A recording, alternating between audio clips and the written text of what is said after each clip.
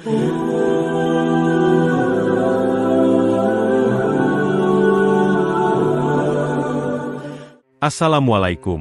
warahmatullahi wabarakatuh. Sahabat Mumtana, sebelum menyimak kisah cerita hari ini, saya sarankan untuk menulis sholawat kepada Nabi di kolom komentar. Semoga sholawat kita menjadi penolong kita kelak di padang mahsyar. Kami doakan semoga kalian mendapatkan rezeki yang barokah dan diberi kemudahan oleh Allah Subhanahu wa Ta'ala dalam menjalani kehidupan sehari-hari.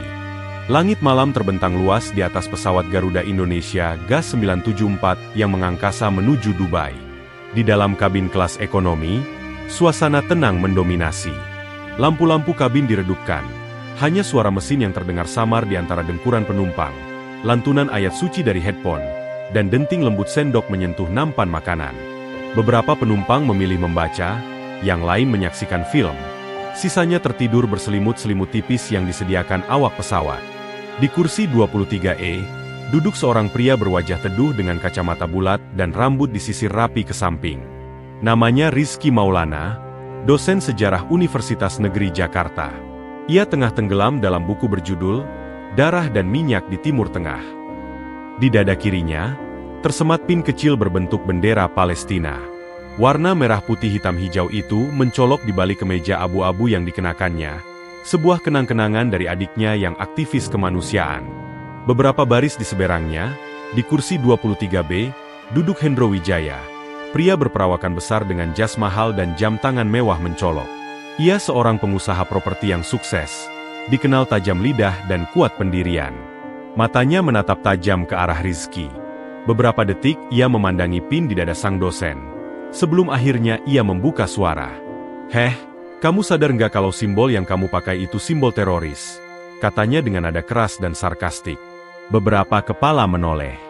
Rizky mengangkat wajahnya dari buku, menatap Hendro dengan bingung. Itu bendera Palestina, jawab Rizky pelan namun mantap. Hendro menyeringai mengejek. Sama aja. Mereka itu cuma bikin onar.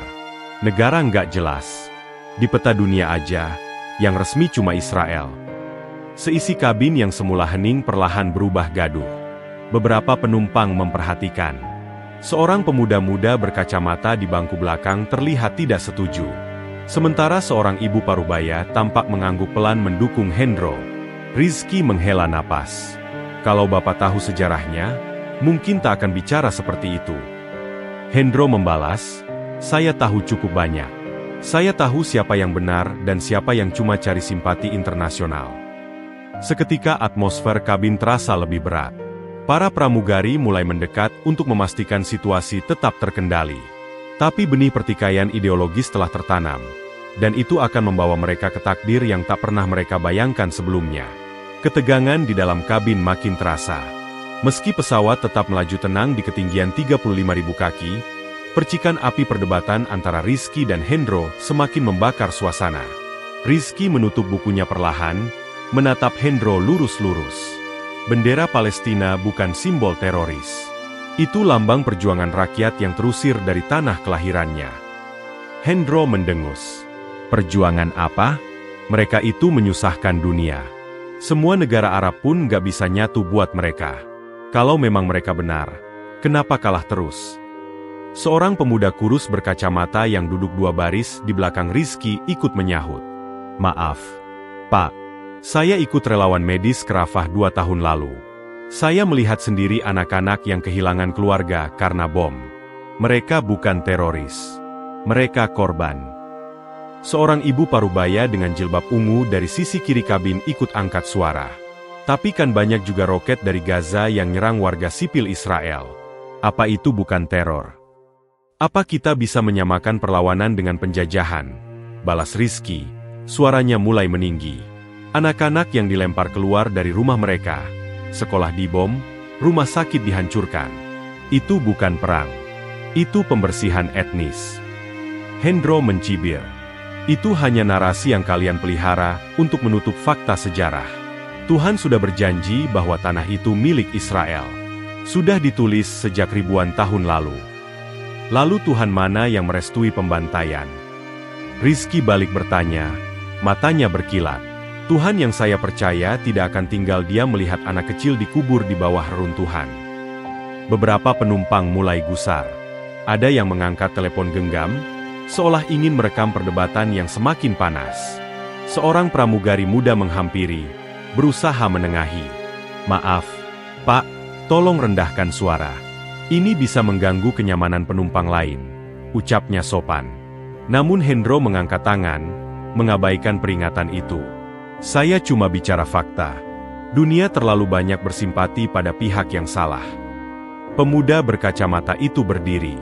Kalau dunia bersimpati, mungkin karena nuraninya belum mati. Debat itu terus berlangsung, mengundang bisik-bisik dan tatapan tajam dari penumpang lain. Sementara di luar jendela, langit malam tampak tenang. Namun di dalam, dua pandangan dunia sedang bertabrakan, dan belum ada yang mau mengalah. Di ujung baris, seorang pria tua yang sedari tadi diam hanya menghela napas panjang. Ia menatap langit-langit kabin, seolah berkata dalam hati, "Kita semua naik pesawat yang sama, tapi membawa beban pemahaman yang berbeda." Beberapa menit setelah debat panas mereda, suasana kabin perlahan kembali tenang, meskipun masih terasa kaku. Rizky menunduk dalam diam, menenangkan detak jantung yang masih berdebar karena emosi. Hendro bersandar di kursinya, meski wajahnya menyiratkan ketidakpuasan, ia memilih diam. Tiba-tiba, lampu kabin berkedip sekali. Lalu terdengar suara dari pengeras suara kokpit, suara kapten dengan nada tegas namun tenang. "Ini kapten berbicara. Kami akan melakukan sedikit perubahan jalur penerbangan untuk menghindari gangguan cuaca. Mohon penumpang tetap mengenakan sabuk pengaman." Beberapa penumpang tampak resah. Dari jendela, langit yang sebelumnya cerah kini mulai tampak berawan.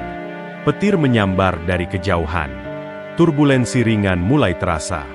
Tak lama kemudian, alarm nyaring berbunyi dari ruang kokpit. Lampu merah di panel indikator berkedip cepat. Suara kopilot terdengar tergesa. "Kapten, ada sistem peringatan penguncian rudal. Kami dikunci dari darat." Suara dari speaker berubah panik. Seluruh kru bersiap untuk kemungkinan darurat. Penumpang harap mengikuti instruksi awak kabin. Kepanikan meledak di dalam pesawat.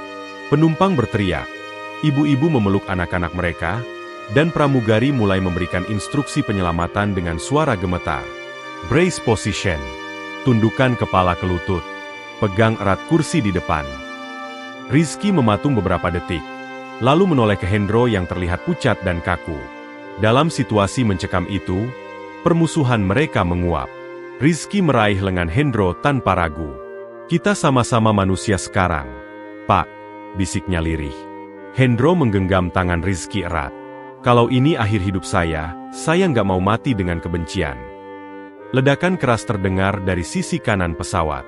Sayap pesawat berguncang hebat, serpihan logam beterbangan, dan kabin segera dipenuhi asap.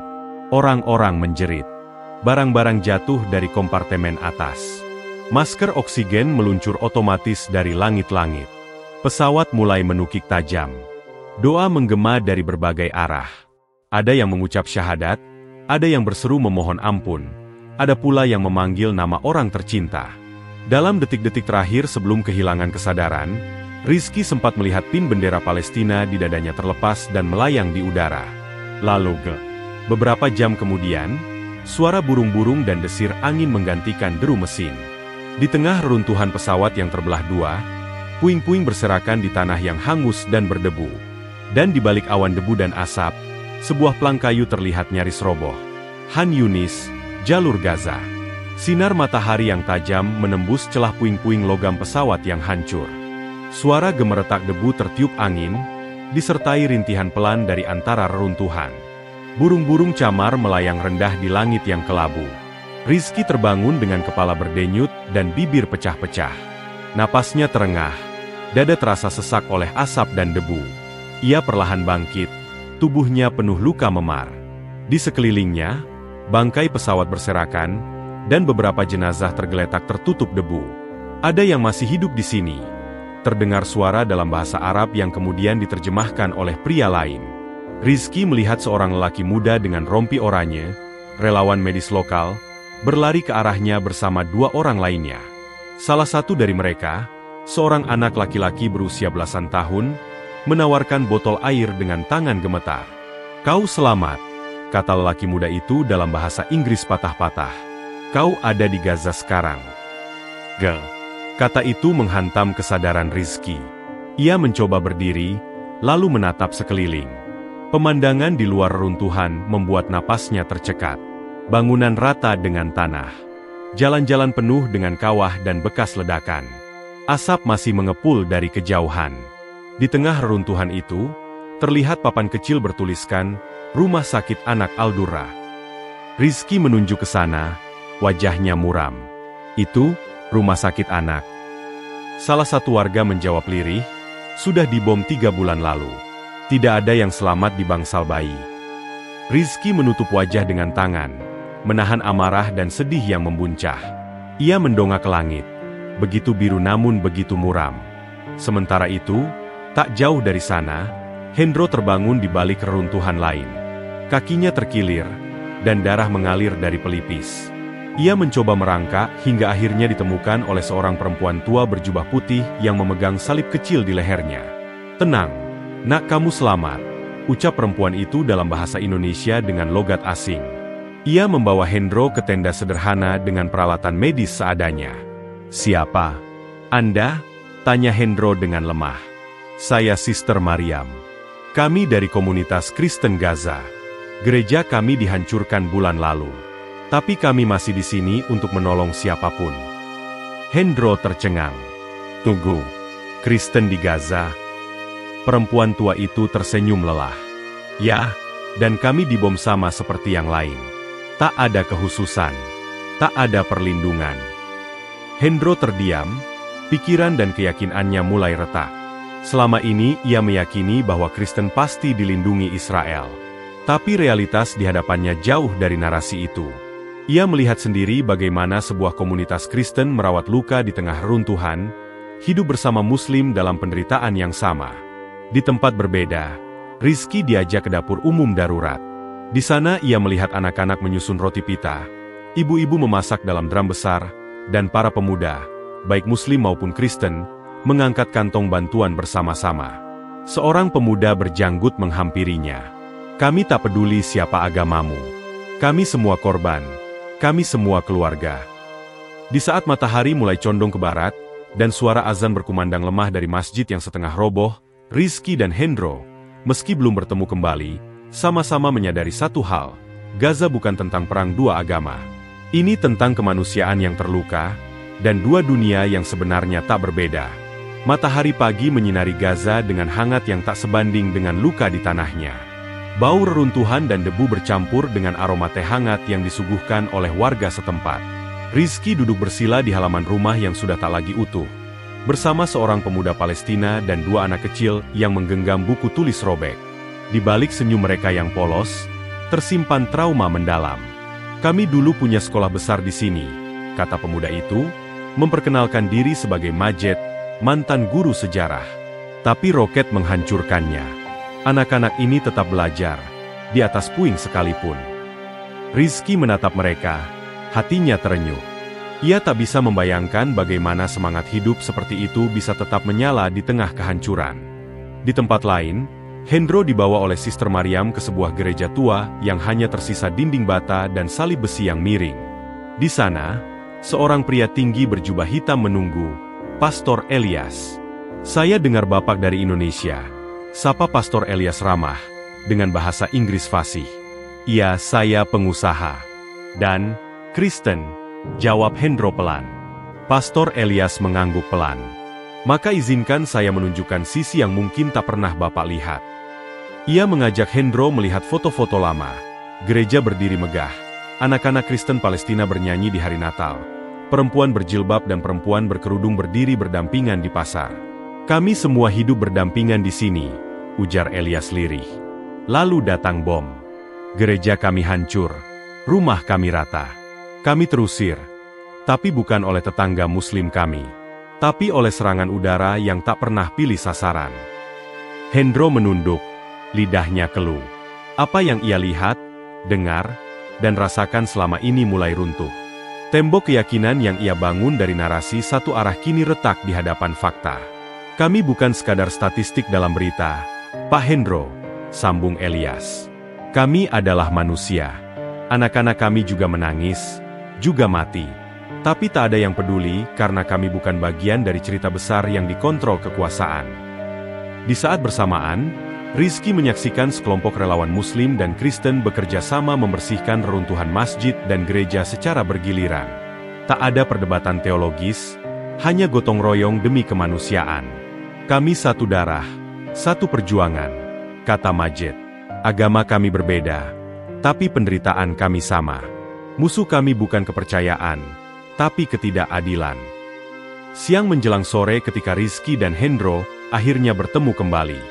Di tengah lapangan reruntuhan, mata mereka bertemu, tidak dengan amarah seperti dulu, melainkan dengan kesadaran baru yang sama-sama menyakitkan.